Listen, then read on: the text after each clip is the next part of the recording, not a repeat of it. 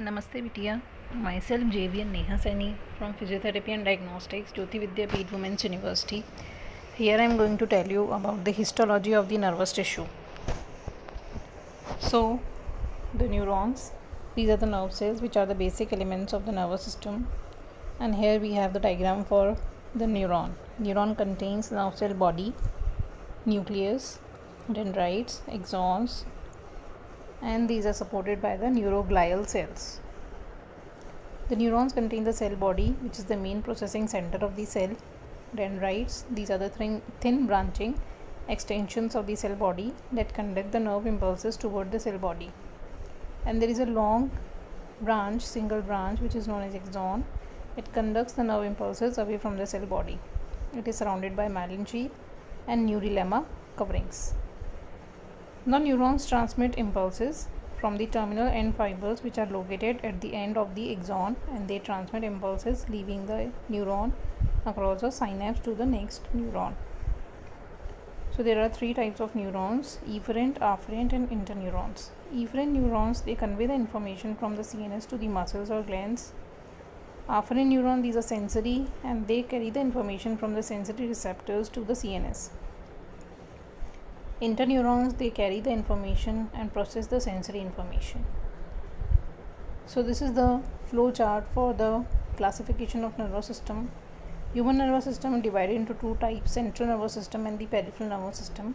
Central nervous system contains the brain and the spinal cord, and the peripheral nervous system contains all the nerves which are emerging from the brain and the spinal cord, that is the cranial nerves and the spinal nerves.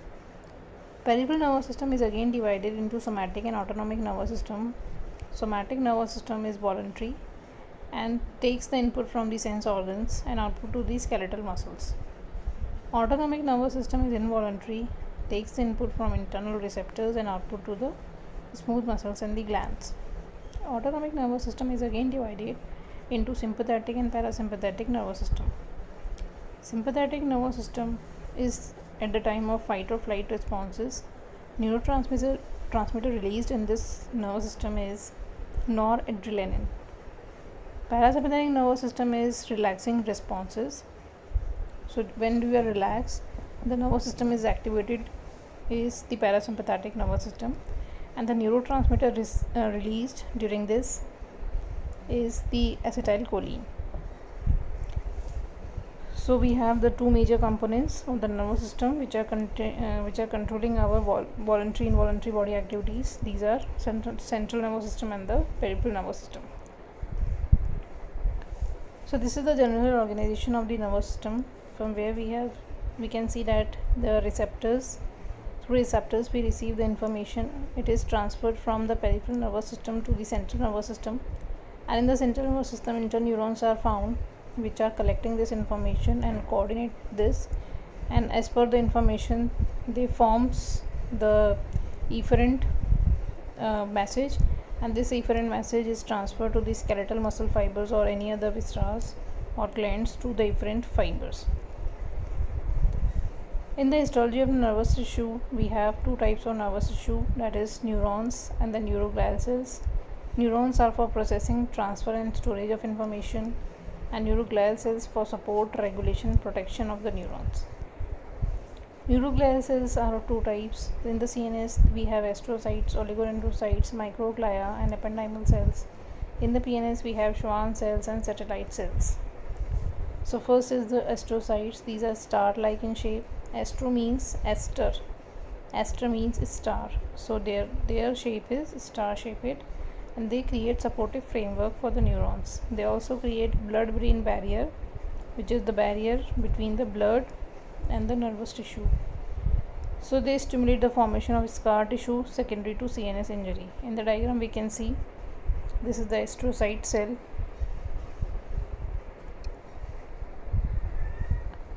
Next we have oligodendrocyte. They create myelin sheath around the axons of the neurons in the CNS, and these are myelinated axons, transmit impulses faster than unmyelinated axons.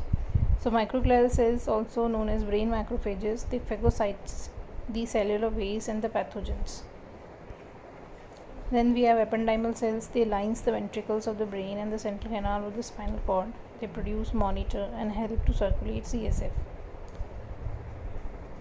Then Schwann cells, they surround all the axons of the neurons in the PNS, creating a neurolemma around them.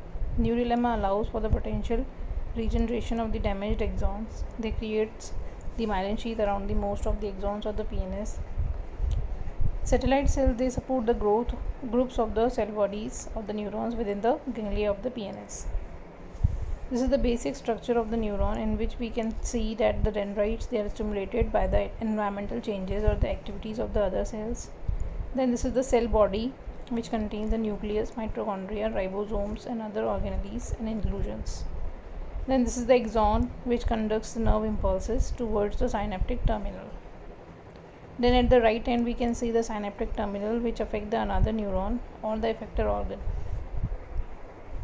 So most axons of the nervous system are surrounded by myelin sheath, and they are known as myelinated neurons, as we can see in the diagram.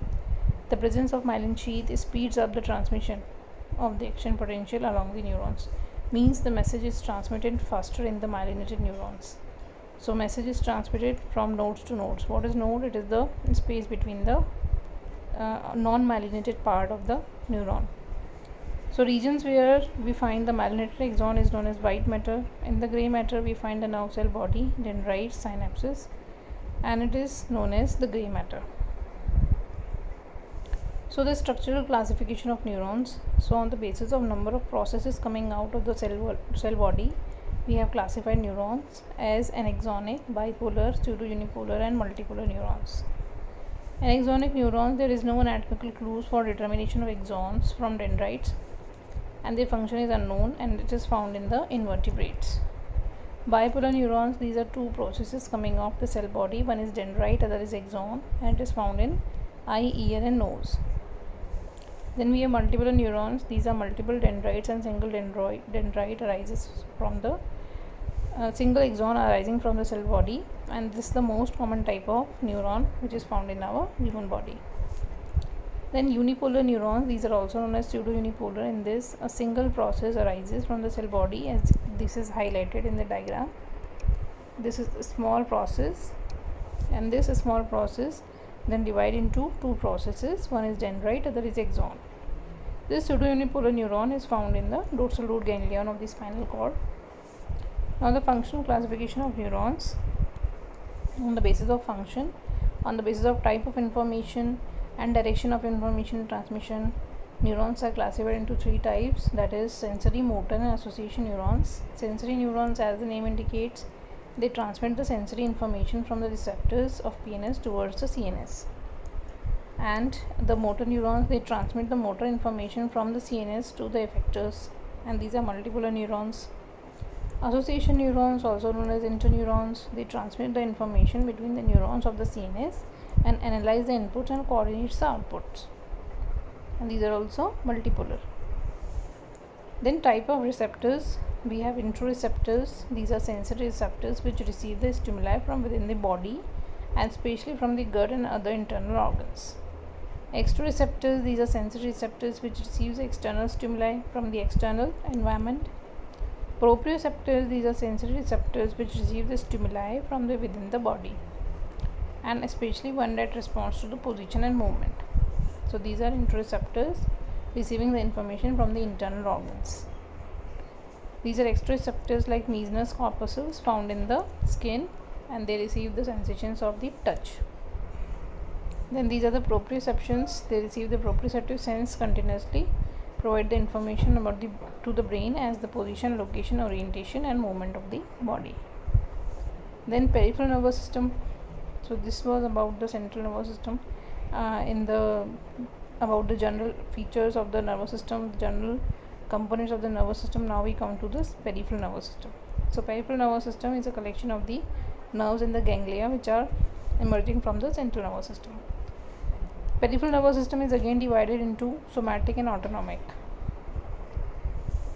Peripheral nervous system contains the cranial nerves and the spinal nerves. So there are 12 pairs of the cranial nerves and 31 pairs of the spinal nerves.